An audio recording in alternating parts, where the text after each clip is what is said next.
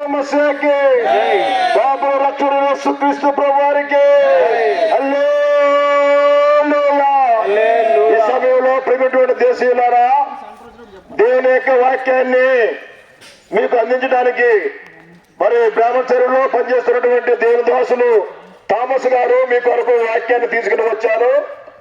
మీరు శ్రద్ధగా కొన్ని నిమిషాలు దేవుని యొక్క వాక్యాన్ని విని ఆత్మీయమైనటువంటి మేలును పొందుకోవాలని ప్రభుపేట మనం చేస్తూ ఉంటున్నాం.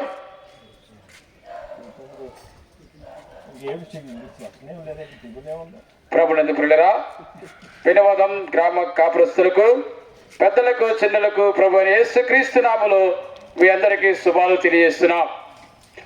దేవుడు లోకమును ఎంతో ప్రేమించను కాగా తన అద్వితీయ కుమారుగా పుట్టిన వారి యందు విశ్వాసముంచి ప్రతి వారు నశింపగా నిత్య జీవం పొందినట్లు ప్రభు యేసుక్రీస్తు అనే రక్షకుని తండ్రిని దేవుడు మనకు అనుగ్రహించున్నాడు. ప్రేమ సోదరులారా, మరి దేవుడు లోకాన్ని ప్రేమించగల కారణము, మరి లోకములో ఉన్నటువంటి సమస్త మానవ జాతి మరి దేవుని స్వరూపము, దేవుని పోలికలో పుట్టిన వారు ఉన్నారు. కాబట్టి మానవులందరినీ తన పోలికలో, తన స్వరూపంలో మరి సృష్టించి మానవుడికి భూమి మీద మరి అన్ని రకాల మరి అధికారాన్ని ఇచ్చి వారిని దేవుడు ఆశీర్వదించిన వాడు ఉన్నాడు.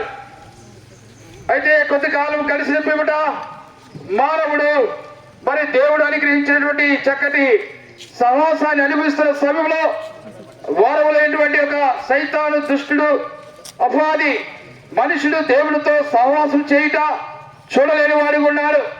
ఎందుకంటే ఆ దుష్టుడైన సాతాను ఒకప్పుడు దేవుడితో సహవాసం కలిగిన వాడు ఉన్నాడు. అయితే ఆ సహవాసం నుండి తొలగిపోయిన వాడు ఉన్నాడు. ఎందుకంటే పాపం చేయడం ద్వారా. అయితే తాను దూరం అయిపోయిన వాడు.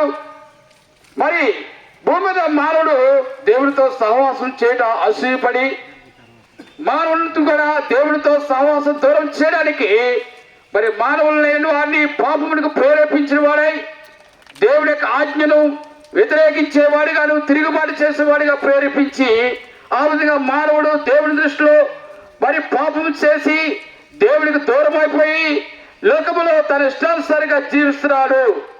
ఈ విధంగా మానవుడు మరి దేవుడిచ్చే సుఖ సంతోషాలు పోగొట్టుకుని తాను తన స్వయ కృతాపరాధం ద్వారా మరి లోకములో జీవిస్తున్నాడు, ఎంతో ప్రయాసపడుతున్నాడు. అందుకనే పరిశుద్ధ గ్రంథంలో ఈ వాక్యం చదవస్తుంది, ప్రయాసపడి భారం మోసుకున్న సమస్యలరా నా యొద్దకు రండి, మీకు విశ్రాంతి కలిగజేతురని మన ప్రభు అయిన యేసుక్రీస్తు వారు సెలవిస్తున్నారు. కాబట్టి మానవుడు దేవుడితో దూరం అయిపోయిన తర్వాత మానవుడు మీద ప్రయాస చేస్తూ తనకంటూ మరి తాను పాప భారమును మోసుకుంటూ వెళ్తున్నాడు.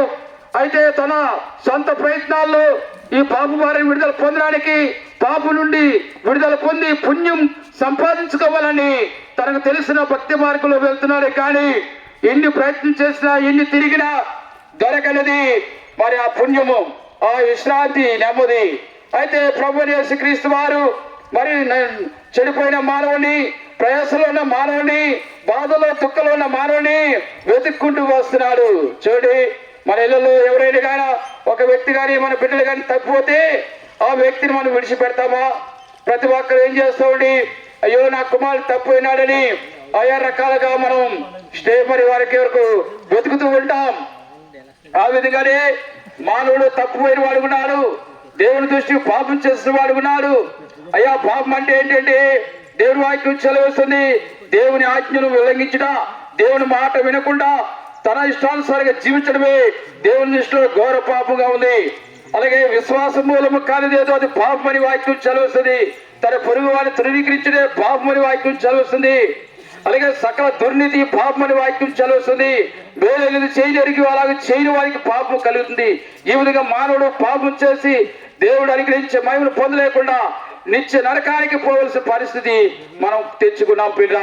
అయితే మానవుడు ఎన్నో ప్రయత్నం చేసి ఆ నరకం విడుదల పొందడానికి ఎన్నో విశ్వ ప్రయత్నం చేస్తాడు. కానీ ఆ ప్రేమ గల ప్రభు మరి మానవుడు వల్ల కానిది, మానవుడు తన సొంతంగా ఆ నరకమును తప్పించుకుని మోక్షాన్ని సంపాదించుకోలేని వాడికి ఉన్నాడని ఆ దేవుడే ఎరిగి ఆ పరలోకాన్ని మహిమలోకాన్ని విడిచిపెట్టి ఈ భూమి మీద పరిశుద్ధుడిగా జన్మించి పరిశుద్ధుడిగా జీవించి ఎన్నో అద్భుతాలు ఆశ్చర్యకార్యాలు చేసి చనిపోయిన వారి సైతం బ్రతికించి ఆకలితో ఉన్న వారికి ఆహారం పెట్టి లోకంలో ఎన్నో అద్భుతాలు చేసి మానవాళి కొరకు తన పరిశుద్ధమైన యవన రక్తాన్ని, విలువైన రక్తాన్ని, నిర్దోషమైన రక్తాన్ని కల్వరి శిలువలో చిందించి మన కొరకు మరణించి తిరిగి లేచిన సజీవుడైన దేవుడు ఉన్నాడు పిల్లరా. కాబట్టి ఆ పావున రక్తములు మన జన్మ కర్మలు కడగబడతాయి. కాబట్టి నీవెక్కడికి వెళ్ళవలసిన లేదు, ఏమి చేయవలసిన అవసరం లేదు. కానీ ఆ ప్రభు యేసుక్రీస్తు హృదయపూర్వకంగా ప్రభా నాకు నా పాపములు కడుగు, నా జన్మ పాపలు కడుగు, నా కర్మ పాపలు కడిగి హృదయపూర్వకంగా వేడుకున్నట్లయితే ఆయన నిన్ను క్షమించే వరకు నాడు మన పాపం మనం ఒప్పుకుని ఎలా ఆయన నమ్మదగిన వారు నీతిమంతుడు గనుక మన పాపలు క్షమించి సమస్త దుర్నీతి నుండి కడిగి పవిత్రపరిచేమని వాక్యం చెల్లిస్తుంది. ప్రభు యేసునందు విశ్వసించండి, మీరు మీ ఇంటి వారు గొప్ప రక్షణ పొందుదురుగాక. ప్రియమైనటువంటి దేశీయులారా, మరి పెరుమదం గ్రామంలో ఉన్నటువంటి ప్రియులారా, మరి ఇంతవరకు దేవుని యొక్క వాక్యాన్ని విన్నారు. మరి